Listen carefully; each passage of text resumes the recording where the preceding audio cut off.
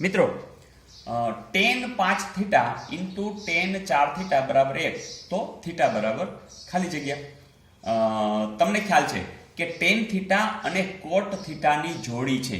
તો આપણે એક કામ કરીએ, આને પેલી બાજુ લઈ જઈએ, એટલે કે tan 5 થીટા બરાબર 1/tan 4 થીટા. તમને ખબર છે 1/tan થીટા એટલે એનું વ્યસ્ત, એટલે કે કોણ છે? cot, એટલે કે cot 4 થીટા છે. ચાલો યાદ કરો tan ની અને cot ની જોડી. તો તમને બરોબર યાદ છે. શું યાદ છે? કે આ બંનેના સરવાળા એ 90 જ થતા હોય.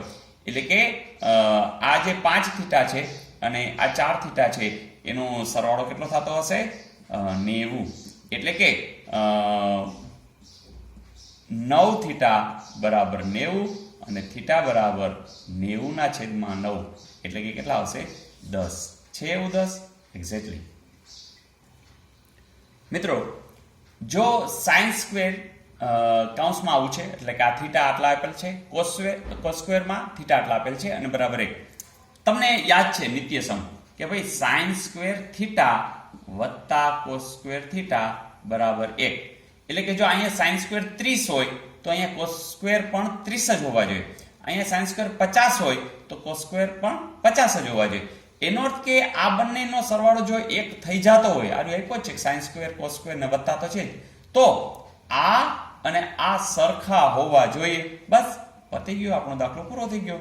એનો અર્થ કે 3x + 45 અને 2x + 60 આ બંને કેવા હોવા જોઈએ? સરખા. અને હવે તમને આવડે છે કે આ x ની કિંમત શોધવી હોય તો અહીંયા 3x છે અને 2x છે. 2x ને આ બાજુ લઈ આવો, 3x - 2x, 45 ને આ બાજુ લઈ જાઓ, 60 - 45. 3x માંથી 2x જાય તો x અને 60 માંથી 45 જાય તો 15. આવું એમને આપવું જ પડે. આપ્યું છે ને? Very good.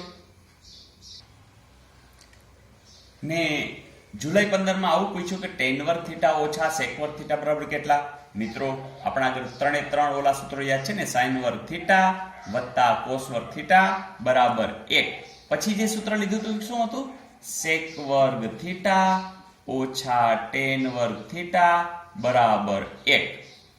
બસ આની સાથે તમે સરખાવશો એટલે તરત ખબર પડી જશે કે અહીંયા sec વર્ગ કેવા આપ્યા છે? વત્તા હતા ને એટલે કેવા કર્યા છે? ઓછા. આ ઓછા હતા તો કેવા કર્યા છે? વત્તા. તો એનો અર્થ કે આ વત્તા છે એને આપણે શું કરી નાખશું? ઓછા. એટલે કે આનો જવાબ શું આવશે? -1. મિત્રો અહીં tan વર્ગ થીટા બરાબર આવી કિંમત આપી છે અને આની કિંમત શોધવી છે. ઘણી વખત આપણે મોટો દાખલો આમ લાગે ને તો આપણે ગભરાઈ જાય, પણ આમાં કશું હોતું નથી. જેમ કે આ તમને જોતા જ ખબર પડવી જોઈએ કે બે કાઉન્સ હોય, એકમાં વત્તા હોય, એકમાં ઓછા હોય અને બાકીનું બધું સેમ હોય. તો આ તો આના જેવું થયું કે નહીં, કે x ઓછા y x વત્તા y બરાબર હોય. આવું હોય તો શું થશે? x નો વર્ગ ઓછા y નો વર્ગ. ઓકે, તો તમે તરત જ આનું લખી શકશો. શું? નીચે પણ એવું જ છે કે 1 નો વર્ગ ઓછા sin વર્ગ થીટા. એ જ રીતે નીચે શું હશે? 1 નો વર્ગ ઓછા cos વર્ગ થીટા. સારું, આ એક ઉપયોગ કર્યો. હવે બીજું યાદ કરો તો કે આનો અર્થ કે 1 નો વર્ગ એટલે 1 ઓછા sin વર્ગ થીટા, 1 ઓછા cos વર્ગ થીટા. તમને ઓલું સૂત્ર યાદ છે શું? sin વર્ગ થીટા વત્તા cos વર્ગ થીટા બરાબર 1.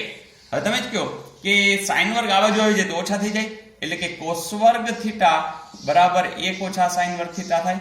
તો આખે આખું છે એની જગ્યાએ હું cos વર્ગ થીટા લખી શકું? યસ. એટલે આ ખરેખર શું છે? cos વર્ગ થીટા. અને આ ખરેખર શું છે? એ જ રીતે sin વર્ગ થીટા. તમે કહેશો હવે અરે tan વર્ગ થીટા એટલે ખબર છે શું? કે ભાઈ tan થીટા એટલે શું? તો કે ભાઈ sin થીટા છેદમાં cos થીટા. અચ્છા, અહીંયા તો વર્ગ છે, કઈ વાંધો નહીં, તો બધા ઉપર વર્ગ મૂકી દો. તો આની કિંમત તમે જાણો છો શું છે? 7/8.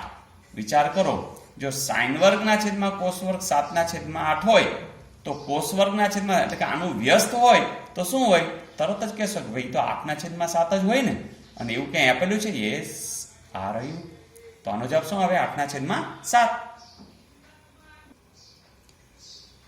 ત્રિકોણ ABC માટે sin આવું આપ્યું છે અને અહીં આપણે ચેક કરવું છે.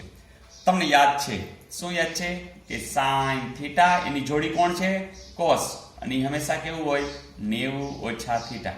બસ મિત્રો, આનો જ ઉપયોગ છે, બીજું કંઈ નથી. ચાલો, સાઈન તમારે શું જોઈએ છે?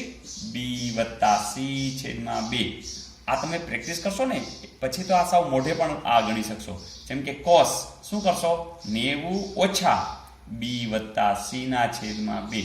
મિત્રો એક વસ્તુ યાદ રાખશો કે અહીંયા તમને ત્રિકોણ એબીસી કીધું છે ને, એટલે તમને એ ખબર છે કે એ ખૂણો, બી ખૂણો અને સી ખૂણો એ જે માપ છે, એટલે ખરેખર તમારે આમ લખવું પડે, માપ ખૂણો એ વત્તા માપ ખૂણો બી વત્તા માપ ખૂણો સી. આ ત્રણેયનો સરવાળો તમારો 180 થતો હોય કે ન હોય? એનો અર્થ કે જો તમારે બી વત્તા સી આ બંનેનો સરવાળો જોતો હોય તો એ 180 માંથી એ ઓછા થઈ જાય એટલું તમે લખી શકો. એટલે કે ધારો કે આમાં આપણે કોસ, ચાલો બધામાં કેટલા આવશે તો કે 2, તો આ કેટલા થઈ જશે તો કે 180 ઓછા બી વત્તા સી. હવે તમે જ કયો, જો બી વત્તા સી ની જગ્યાએ આપણે મૂકવું હોય તો આ 180 ઓછા એ મૂકી શકાય? હા, મૂકી શકાય.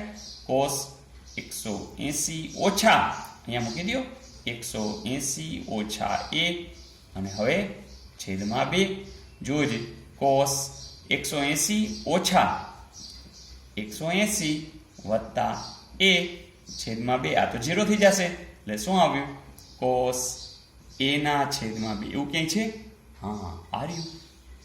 તો અત્યારે આ રીતે ગણ, આવા 3-4 દાખલા ગણશો એટલે તો તમે આમ જોતા હોય જ કહી દેશો કે આનો જવાબ આ જ આવે. ઓકે.